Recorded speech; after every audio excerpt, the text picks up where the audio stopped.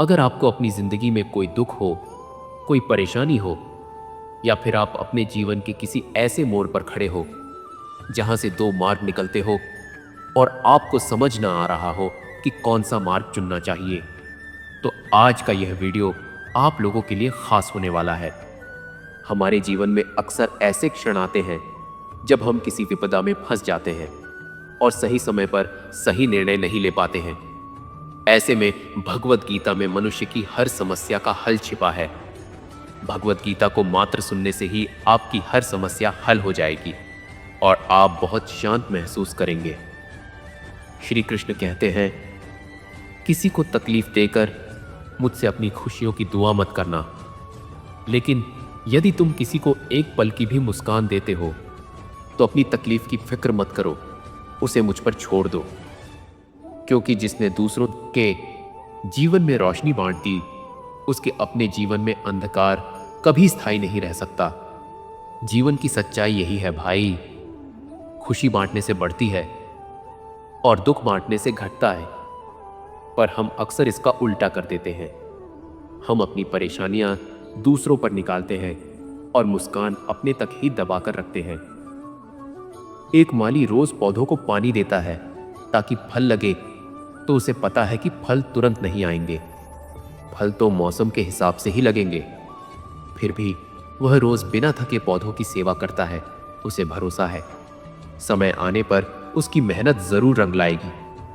ठीक इसी तरह गीता हमें सिखाती है कि जीवन में धैर्य रखना सबसे बड़ा गुण है। हर काम, हर सपना, हर फल अपने समय पर ही मिलेगा। हमें केवल प्रतिदिन सही काम करते रहना है। जो बीज बोया है वह कल हरा होगा या परसों, ये चिंता करने की जरूरत नहीं। लेकिन बीज बोना और रोज पानी देना, ये काम हमारा है। कितनी बार हम बेसब्र हो जाते हैं, इतनी मेहनत की फिर भी नतीजा क्यों नहीं मिला।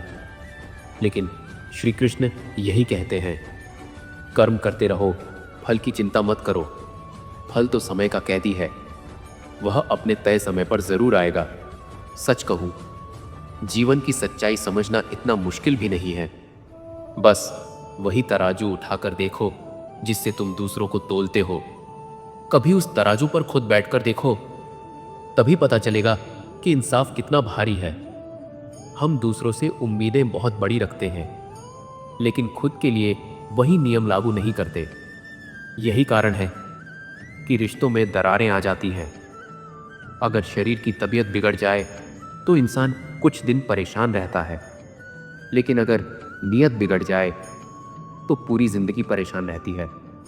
नीयत का रोग सबसे बड़ा रोग है। बीमारी दवा से ठीक हो जाती है, लेकिन नीयत का जहर इंसान को भीतर से जला देता है। गीता का सार यही है, अपने मन और अपनी नीयत को शुद्ध रखना। बाकी जीवन अपने आप सरल हो जाएगा।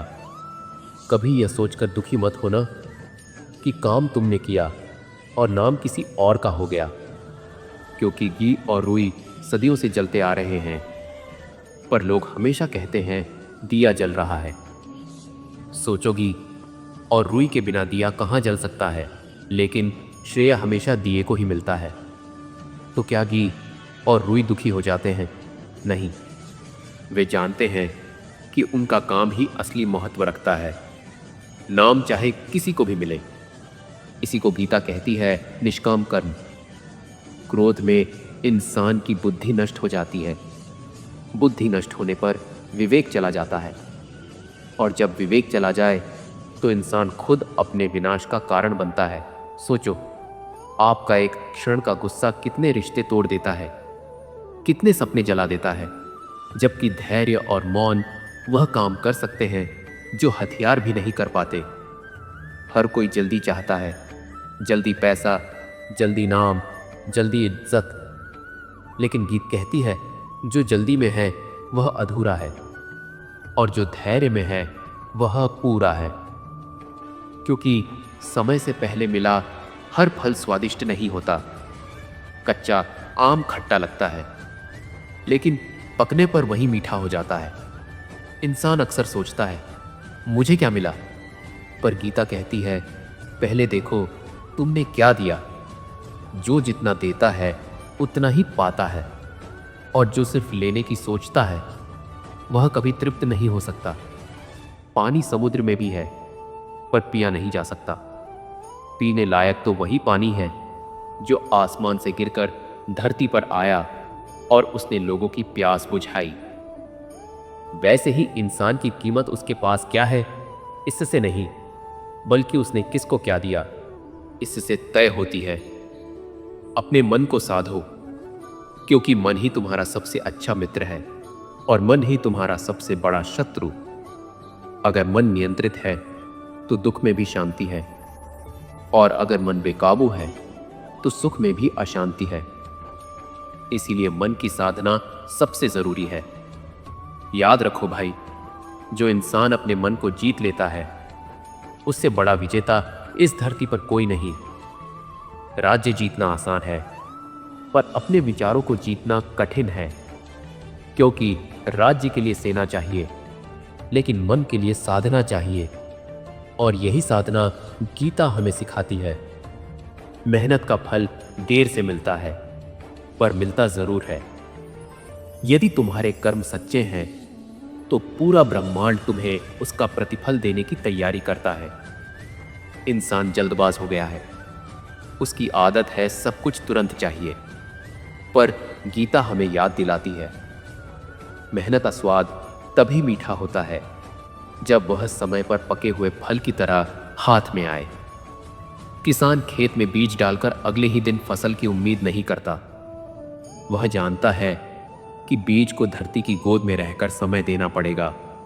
बारिश, धूप और मौसम की मार झेलनी होगी, तभी वह अंकुर बनेगा और फिर फसल में बदलेगा।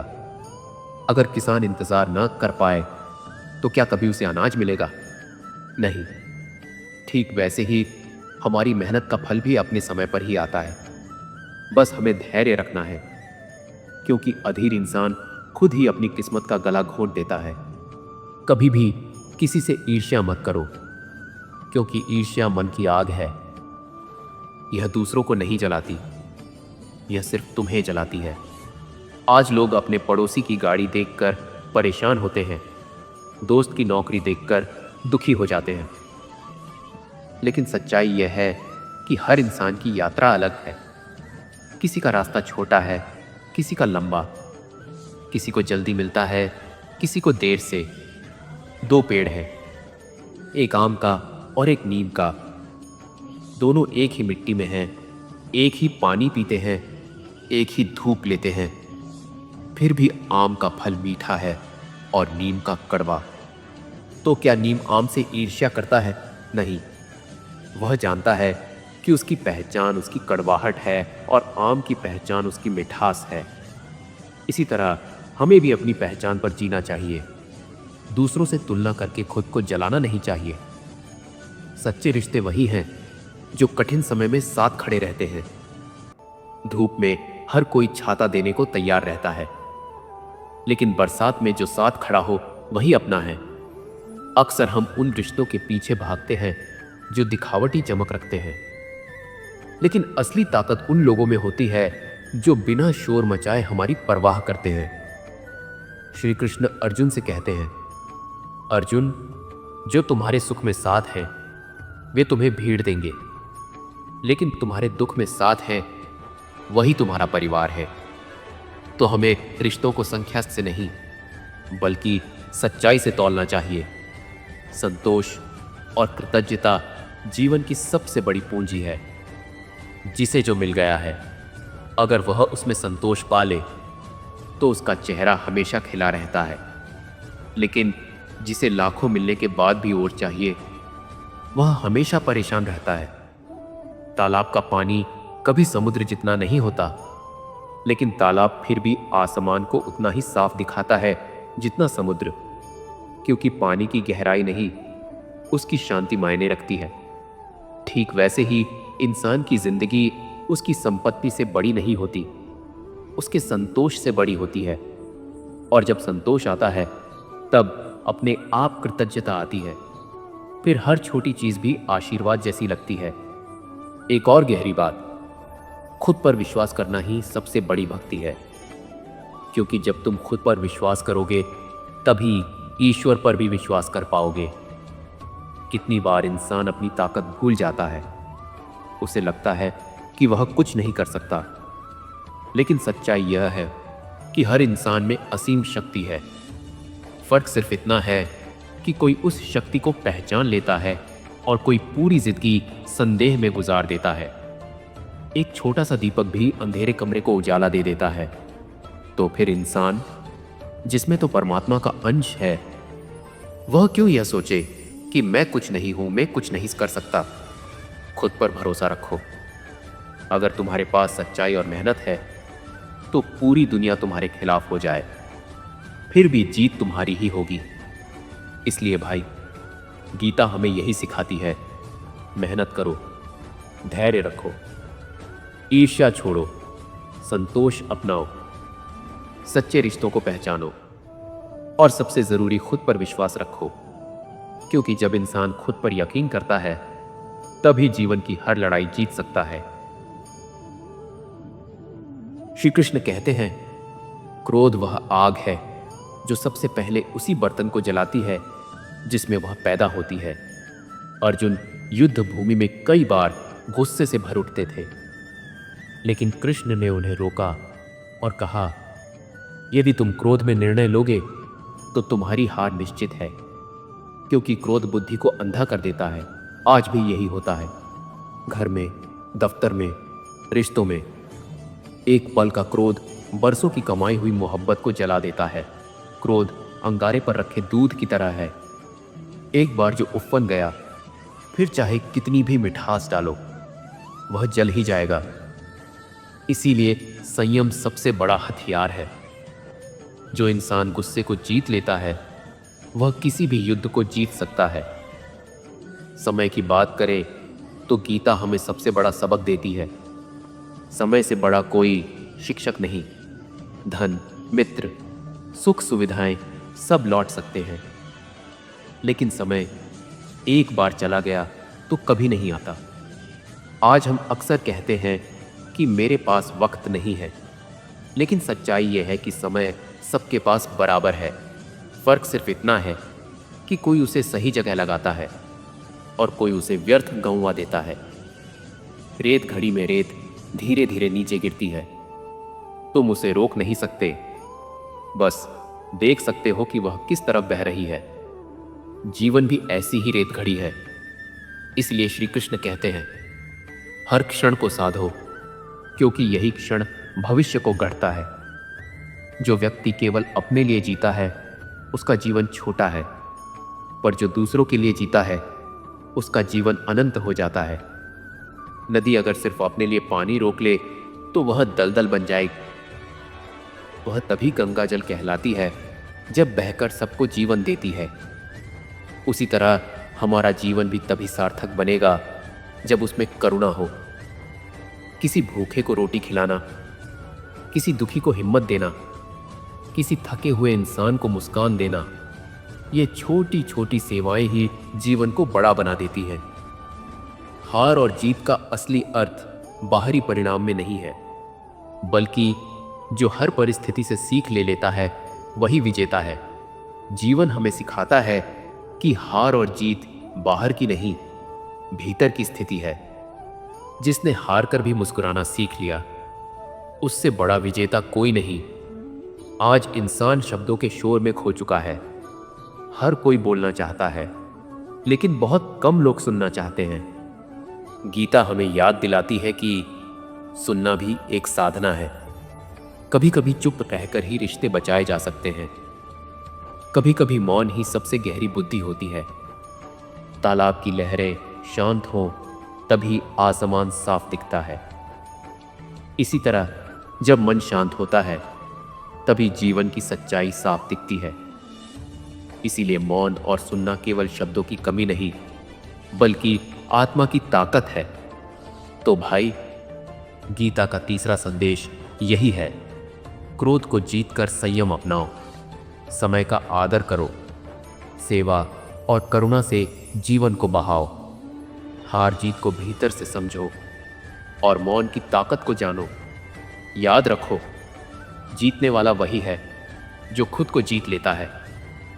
लालच वह रस्सी है जो इंसान को खींचते खींचते अंत में जकड़ देती है। जीवन की सबसे बड़ी समस्या यह नहीं है कि हमारे पास कम है, बल्कि यह है कि हमें और चाहिए। आज आदमी के पास घर है तो वह बंगला चाहता है, बंगला है तो हवेली चाहिए, हवेली मिल जाए तो पूरा शहर चाहिए। पर सोचो, कब तक? कितना भी इकट्ठा कर लो, अंत में तो 2 गज जमीन ही चाहिए। कृष्ण सिखाते हैं, लालच इंसान को कभी संतोष नहीं करने देता, पर संतुलन वही है जिसमें मन कहे, हाँ, मेरे पास पर्याप्त है।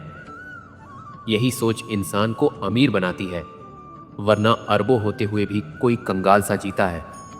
कृष्ण कहते हैं, जिसने क्षमा करना सीख लिया उसने शांति पा ली। गुस्से में हम अक्सर लोगों को अपने दिल में कैद कर लेते हैं।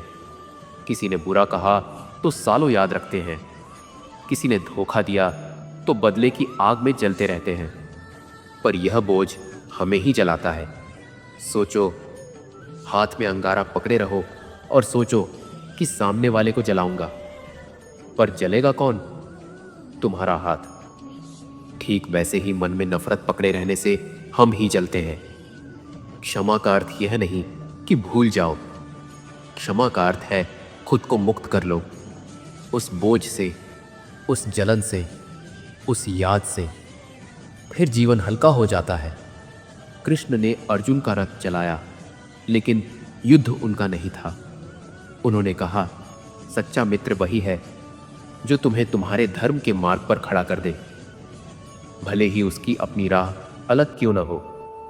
आज बहुत से रिश्ते स्वार्थ पर टिके हैं, लेकिन सच्चा दोस्त वही है जो तुम्हारी सफलता में जलता नहीं, तुम्हारे दुख में मुस्कुराता नहीं, बल्कि हर परिस्थिति में तुम्हारे साथ खड़ा रहता है। सोचो, पेड़ और छाया का रिश्ता। धूप कितनी भी तेज हो जाए, छाया हमेशा अपने पेड़ के साथ रहती है। इसी तरह सच्चा मित्र भी हर हालात में अपने मित्र का सहारा बनता है। जो तुम्हारा लक्ष्य है, सिर्फ उसी को देखना है, उसी पर ध्यान रखो। बाकी सब केवल भटकाने वाली परछाइयां हैं। लोग एक काम शुरू करते हैं, फिर बीच में छोड़कर दूसरा पकड़ लेते हैं, फिर तीसरा, फिर चौथा। इस तरह जीवन बिखर जाता है। लेकिन अर्जुन ने चिड़िया की आंख पर ध्यान लगाया था। जब द्रोणाचार्य ने पूछा, क्या दिख रहा है? सबने कहा, पेड़, डाल, पत्ते। लेकिन अर्जुन ने कहा, मुझे सिर्फ चिड़िया की आंख दिखाई दे रही है। और तभी उसका तीर लक्ष्य पर लगा। जीवन भी वैसा ही है। जो मनुष्य अपने लक्ष्य को साफ देख ले और उसी पर ध्यान रख, वह कभी असफल नहीं होता। डर मन की कल्पना है। जब तुम उसे पहचान लेते हो, वह गायब हो जाता है। हम अक्सर उन बातों से डरते हैं जो अभी हुई ही नहीं है। परीक्षा से पहले डर, बातचीत से पहले डर, काम शुरू करने से पहले डर। लेकिन सच्चाई यह है कि डर बस एक पर्दा है। जैसे ही तुम कदम बढ़ाते हो, वह पर्दा गिर जाता है। सोचो, अंधेरे कमरे में जाने से डर लगता है, पर जैसे ही एक छोटा दीपक जलाओ, सारा डर मिट जाता है।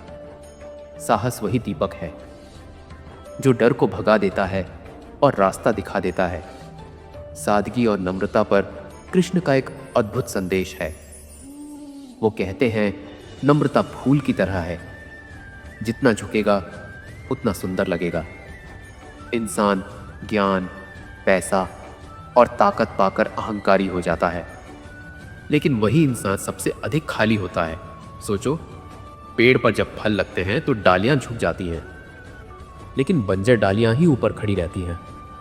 इसीलिए असली महानता झुकने में है, न कि अकड़ने में। और अंत में गीता हमें मृत्यु की सच्चाई से भी सीख देती है। श्री कृष्ण कहते हैं, मृत्यु अंत नहीं है, यह केवल नया आरंभ है। मृत्यु का अर्थ है हर दिन अपने अंदर की बुरी आदतों को मारना। आलस्य की मृत्यु, अहंकार की मृत्यु, भय की मृत्यु। जब तक ये नहीं मरते, नया जन्म नहीं होता। सोचो, बीज मिट्टी में दबकर मर जाता है, लेकिन उसी से नया पौधा जन्म लेता है। इसी तरह जब हम अपनी बुरी आदतों को दफनाते हैं, तभी नया और सुंदर जीवन पनपता है। तो भाई, गीता की यह चौथी और आज की अंतिम सीख हमें यही बताती है, लालच से दूर रहो, क्षमा करना सीखो, सच्चे मित्रों को पहचानो, लक्ष्य पर टिके रहो, डर को साहस से हराओ, सादगी अपनाओ और मृत्यु को भी जीवन की नई शुरुआत मानो। याद रखो, गीता पढ़ने से बड़ा कोई कर्म नहीं और गीता जीने से बड़ा कोई धर्म नहीं। दोस्तों, इस वीडियो में बस इतना ही।